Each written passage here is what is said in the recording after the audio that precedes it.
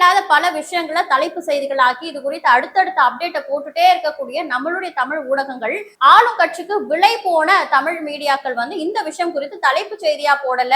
ஒரு 10ஓட 11 இதுவும் ஒரு நியூஸ் அப்படின்ற மாதிரி தான் போட்டாங்களே தவிர மத்த விஷயங்களுக்கு எந்த அளவுக்கு அவங்க போக்கஸ் கொடுக்குறாங்க, அதுக்கு முக்கியத்துவம் கொடுக்குறாங்களோ அந்த அந்த அளவுக்கு இந்த நியூஸ் வந்து பெரிய அளவுல பேசப்படாமலே இருக்குது. காரணம் என்னன்னா, திமுக அரசு எந்த அளவுக்கு அலட்சியமா மக்கள் விஷயத்துல இருக்காங்க அப்படின்றது வெளிப்பட்டுன்ற ஒரு பயம் தான். அப்படியும் அந்த 10ஓட 11 நியூஸ் போற சேனல் பற்றி சொன்னல, அவங்க கூட இதை விரிவா பேசுறாங்களான்னு கேட்டா கிடையாது. இப்படி ஒரு சம்பவம் நடந்துருச்சு, மாணவர்கள் அனுமதிக்கப்பட்டிருக்காங்க, அந்த இடத்துக்கு போன சிவகுரு, மாநகராட்சி ஆணையர் சிவகுரு வந்து ஆய்வு மேற்கொள்றார் அப்படின்றாங்க.